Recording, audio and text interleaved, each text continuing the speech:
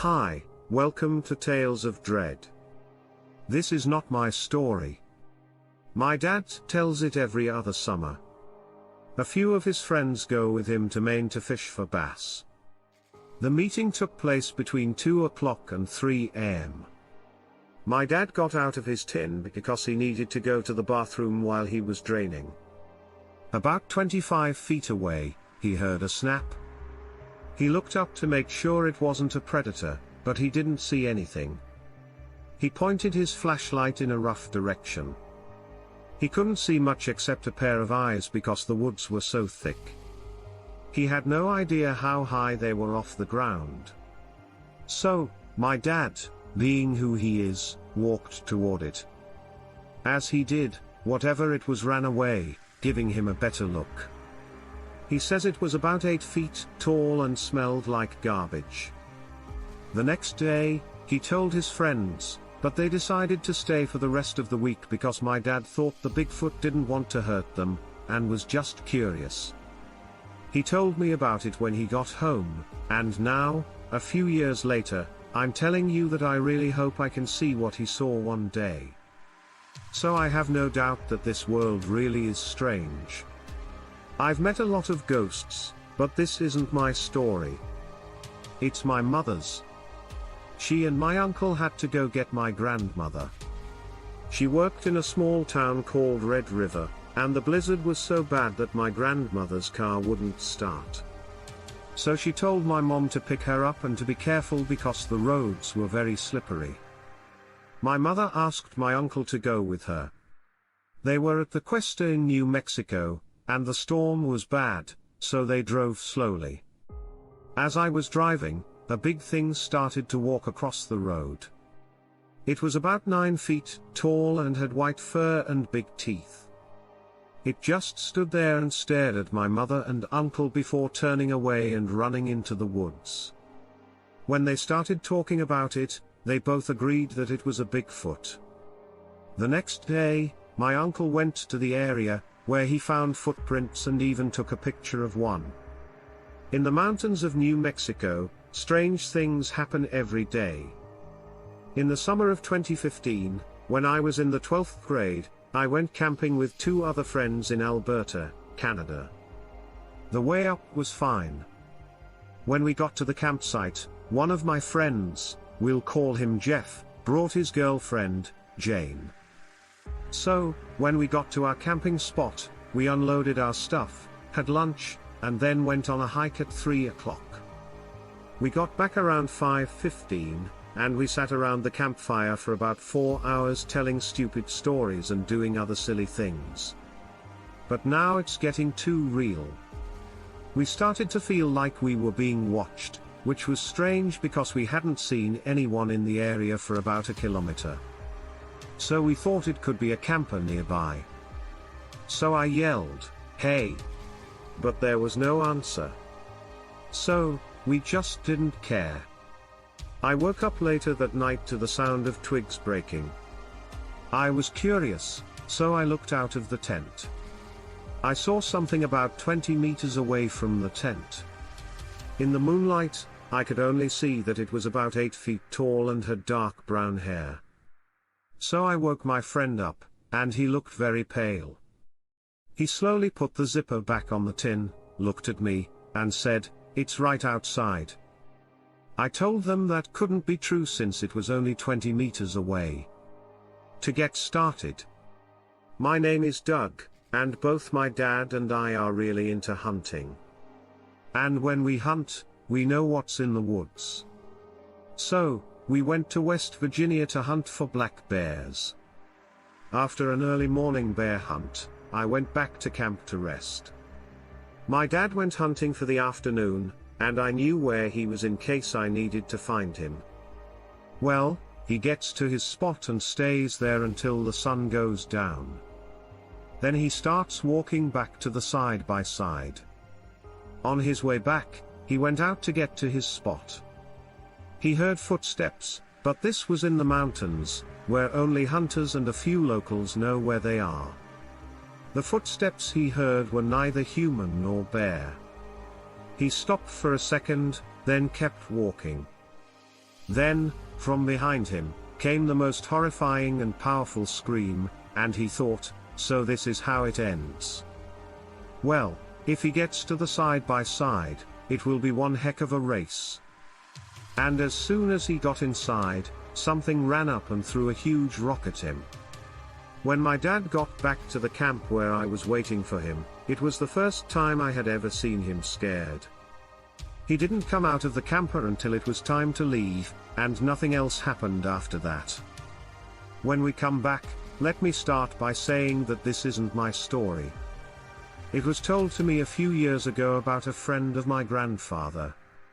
So the memory might not be very clear, and it might not be scary to most people, but I still wanted to tell you about it. Also, I'm sorry if there are any mistakes in the story. I was getting over a concussion when I wrote it. Upstate New York is where this story took place. For privacy, the friend of my grandfather was hunting with just one other person. I won't mention anyone's name in this story. Anyway, they came to a road and decided to go in different directions.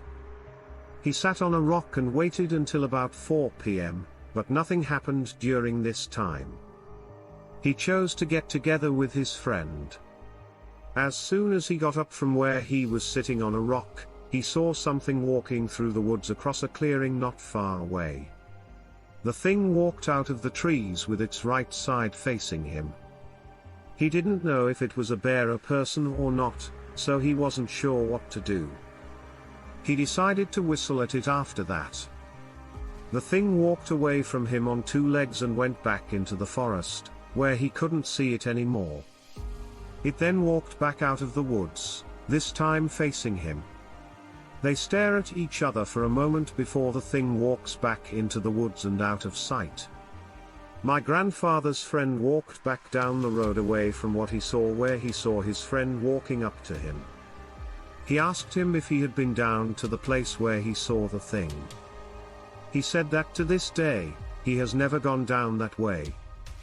He says it couldn't have been a bear because it would have fallen over on 2 legs, and it couldn't have been a person because they would have told him they were there. He says it was for sure a Bigfoot. This comes from someone who heard it from someone else, so you can decide if it's true or not, but I hope to find out what he saw. What I'm going to say is very real.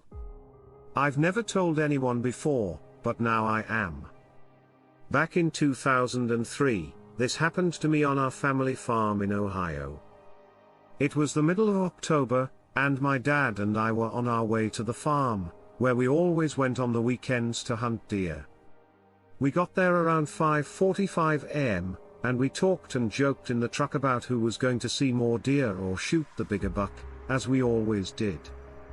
Around 5:45 to 6 a.m., we got out of the truck, put on our gear, and went into the woods.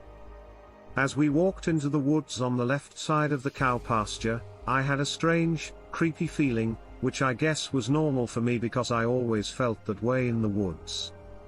Since I was a kid, my dad has always walked me to my tree stand and helped me get in and set up slave E. As always, he wished me luck, and I told him I'd be back at noon. He then went to his stand. A few minutes after he left, I felt as if someone or something was watching me, even though it was still dark outside. I started to look around the surrounding trees to see if I could make out any silhouettes, but I couldn't. I was starting to feel very scared because I could feel eyes on me. It's been a few minutes since I last looked at the trees. I tried again, now that my eyes were used to the dark. Better I look to my left, then slowly to my right, but there is nothing there. I tried calling myself, and telling myself in my mind, it's nothing, you're fine. All of a sudden, I hear a crash coming from my left. When I look, my heart sinks because it looks like a few deer are running for their lives. I can still hear them crashing through the trees as they go through the woods. At this time, all I can see are the shapes and shadows of trees. I thought it was strange, but I figured that maybe a coyote or something else was after them, so I didn't think much of it. It might still be dark after 5 minutes, but dawn is getting closer. Then the hair on the back of my neck stands up, and that creepy feeling comes back. My heart starts to beat very hard.